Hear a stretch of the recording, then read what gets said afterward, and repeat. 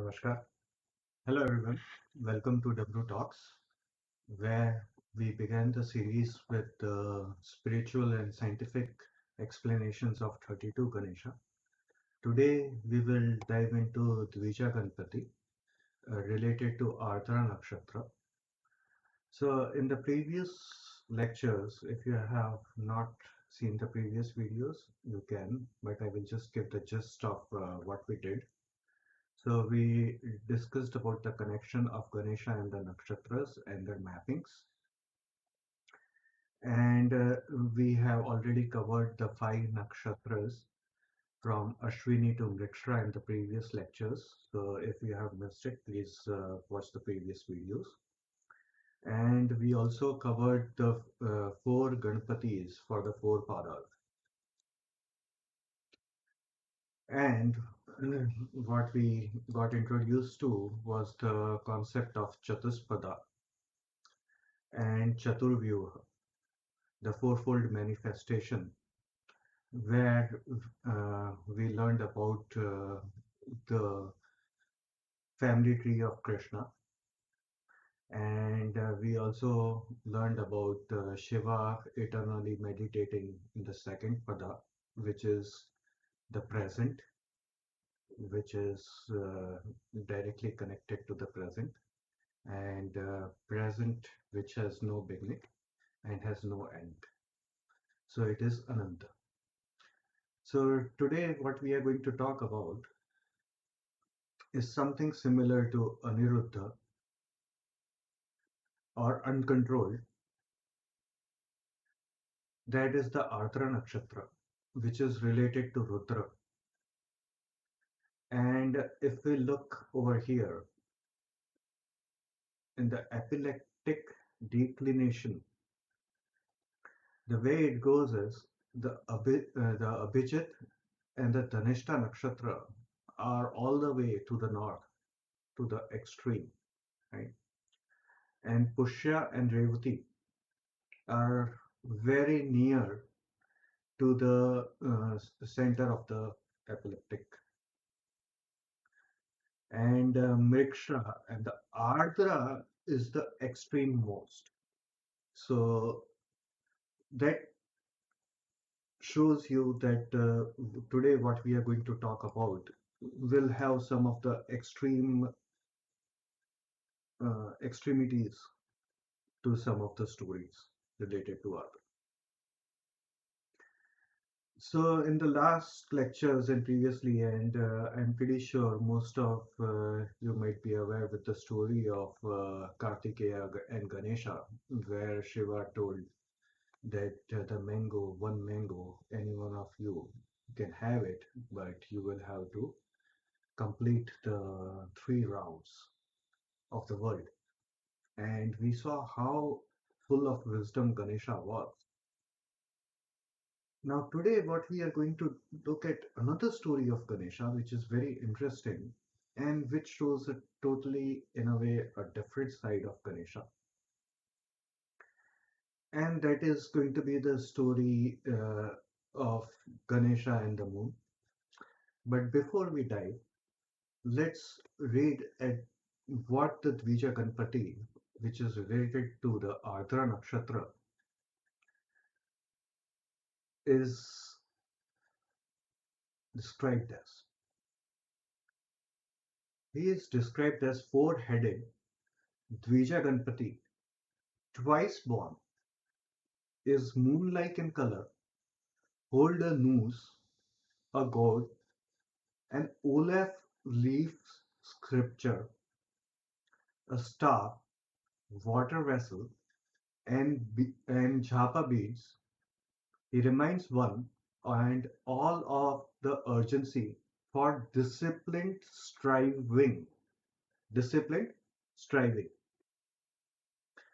So now just looking at the very first four-headed Dvija Ganpati, the one thing that we look at it is common is Brahma also is four-headed. And this nakshatra, uh, the planet related to this nakshatra is Rahu. So even the story when we hear when we will hear about Ganesha will be a kind of story which Rahu will do and not Ketu. So one thing important for people to remember is though Rahu Ketu are considered as two different planets, but they are still together and they cannot be viewed one without the other. The main thing is to understand how it is behaving and how to make it come to the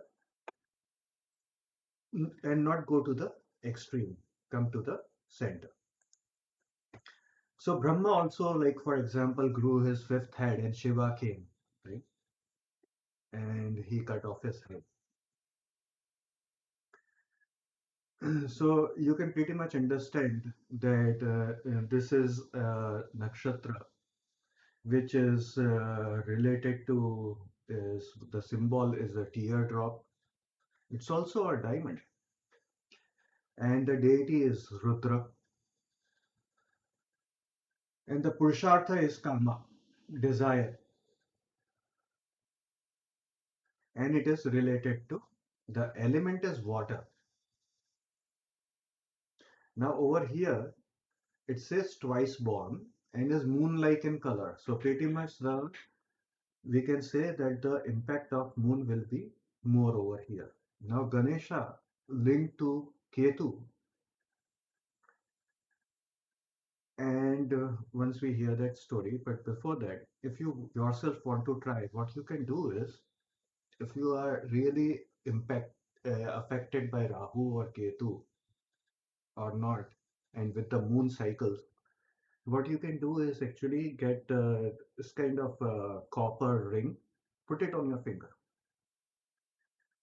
and observe how fit is your finger when it is Amavasya or the no moon night and when it is the full moon night, and see that how easily your uh, this ring is able to come out. If you are really getting much impacted, you will be able to see that your ring will not come out during the full moon nights. And that is the reason why salt intake should be regulated as per the cycles of the moon. So getting back to the topic, so before we go to the other aspects of the Norse god and all those, let's first talk about this story and understand the relation of Ganesha moon and snake on the belly. One thing common that you see in these forms is Ganesha wearing the snake on the belly. So this pretty much says that this the need for this document arised because Ganesha went through this story. Because before this, he was very calm, composed, very smart, but now something happened. And then the need for this document arose. So let's understand. Now, before we go, we need to understand that one of the name of Ganesha is Lambodra because all the universes of past, present, future are present in him. Okay, so that is the basically that represents in a way Ganesha's tummy. So let's look at the story. Now, here is the story. How it goes is that Ganesha was invited to a feast.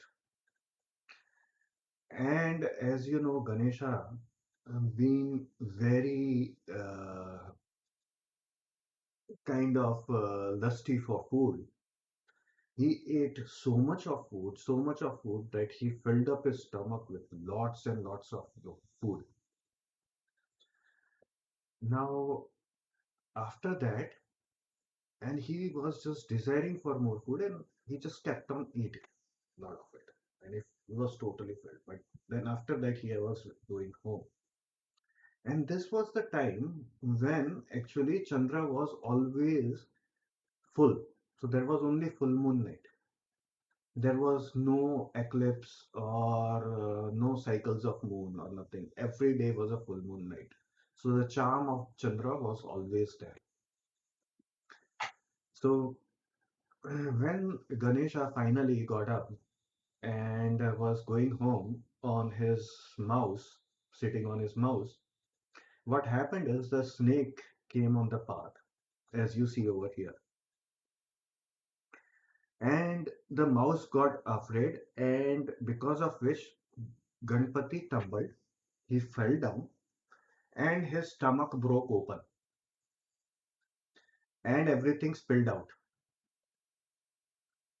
And seeing this, what happened is Chandra was not able to control his laughter because he saw Ganesha eating like so much. Even though he was like full, he was just, he kept on eating. So it was like Chandra was not able to laugh that his stomach broke open. So looking at this, what Ganesha did is first he became angry at Chandra. But what he did first is he took all his food back. He put all the food back in the tummy.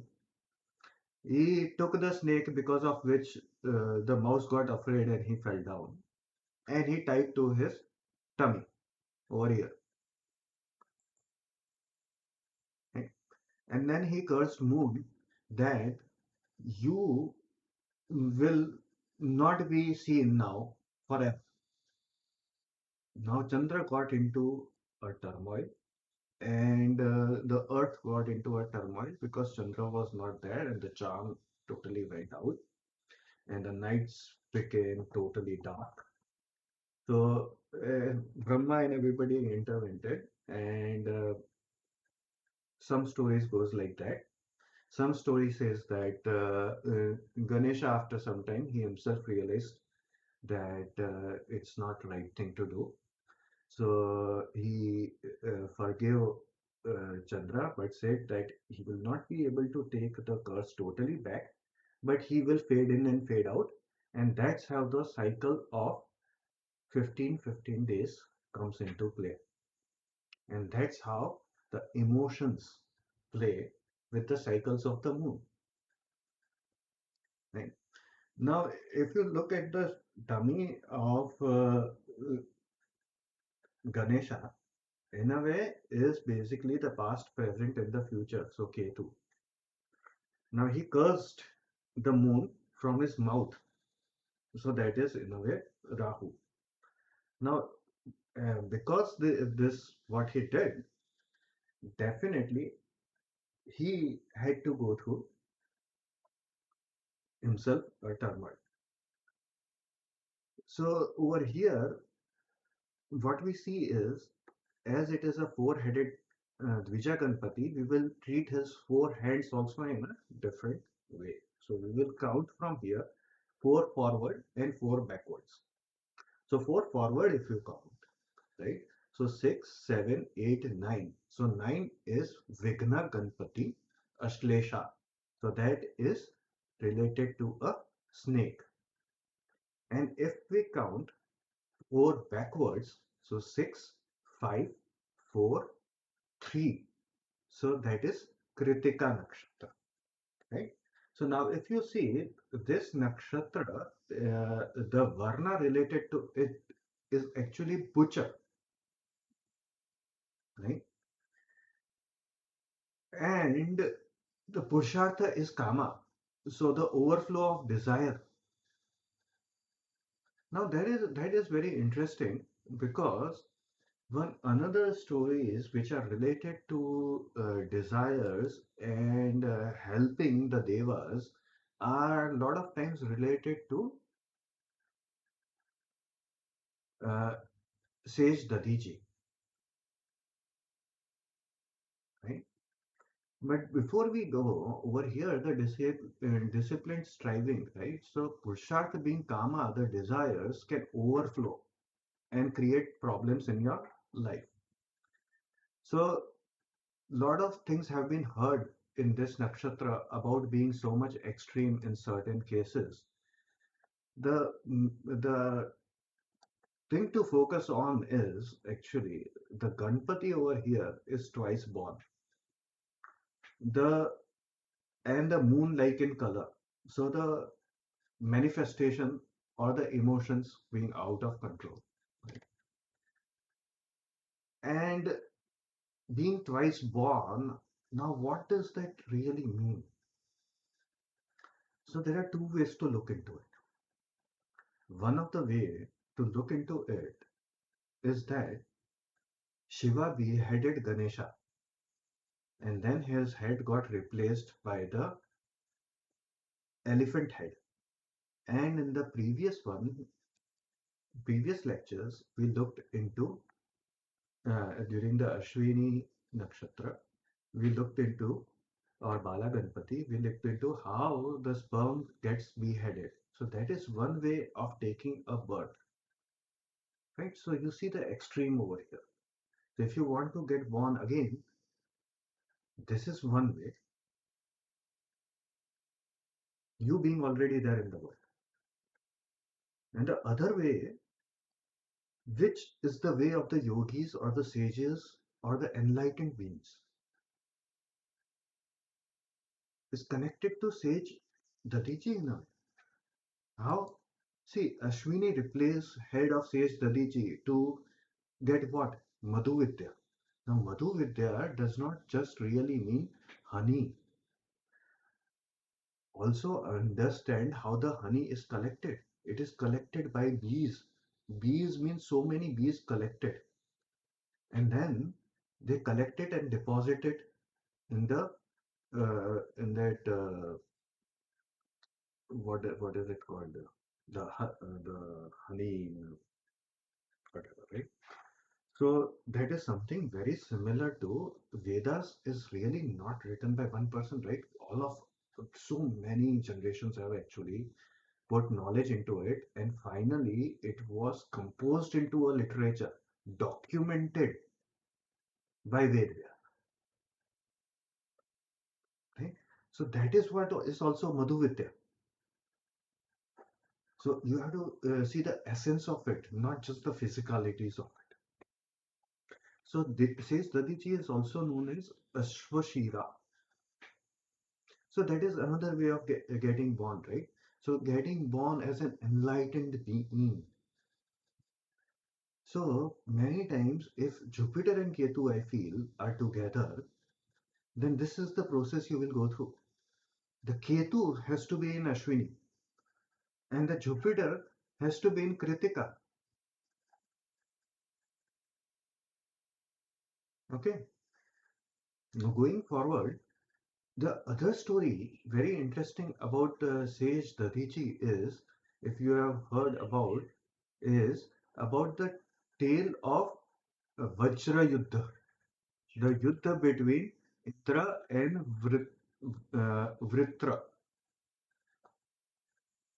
Now, what happened over there is this Asura called Vritra was totally out of control and was able to defeat Indra. And battle was going and it was getting out of control. So the Devas went to Sage Dadiji and asked for his help. Okay, there are various different versions of this story. So I am summarizing into a fast depiction, which I can complete within the within the time which will be favorable for our discussion. So over here, when they go over there, they know that the only way to defeat this Vritra is through the bones of Sage Dadiji, because bones of Sage Dadiji are as strong as the diamond. So they wanted to make a weapon called Vajra, and that they wanted Indra to use against Vritra to defeat him. So says Dadiji, very selflessness he showed, and he showed the tyag, and he basically he gave his body so that this Vajra can be made and Vritra can be defeated. So this pretty much makes you understand the very much requirement of the striving. It in a way shows you about the japa beads, why it is needed. It also shows you why Ola leaf scripture is needed. Right? All the uh, uh, documents, the scriptures, the smritis, the astrological documents, the nadi shastras, they were all written on the Ola leaf scriptures. Okay, so now going forward, now looking at each and every aspect of others in there, we look at the news and the god, which we have already learned about it, what it is related to, the karmic knot, and the direction either used by you or the direction that happens because of the karmic overflow. Okay, so one thing very the god over here uh, is will behave in a way in the extreme.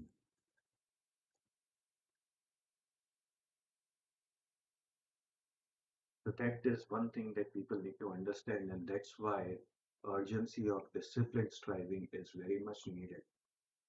Now, while looking into this, you should look at all the perspectives while looking into this nakshatra. So, the Ola leaf, you have the Vedic knowledge documented on it, the Indic knowledge, the Jyotish Nadi Shastra. It pretty much looks like this. And this is the water vessel. By the way, water is also related with memory. So this is what the whole story about Ardra Nakshatra, in a way, if you think about it, it goes. And that's why if you have to, one of the means Rudra associated with Shiva, even the dissolution of anybody actually finally happens in water. That's why we even go and the asti that we actually give in Ganga, right, is we offer the asti in the water, correct? So now looking at this, how the months of pregnancy are ruled by the planets. So we have reached over here at the sixth month, the Saturn. So in a way, what we can say is when the Saturn is activated in the pregnancy, the way I look at it is the child, all the other organs have almost formed, and kid is almost ready. The the karmic library is almost ready, and the next will be activating the life force. That will be the seventh month or the seventh nakshatra, which will be Punarvasu, or in terms of Ganpati, we call it Siddhi Ganpati. So next time we will dive into Siddhi Ganpati, or activating the seventh month Mercury active life force. Namaskar. Thank you. If you have any questions, please put it on YouTube or send me personally. I will try to address it in some other time or other lecture when I get time to look into it. Uh, Thank you very much. In the next time, we will cover the seventh nakshatra Punarvasu or Siddhi Ganpati. Thank you. Namaskar.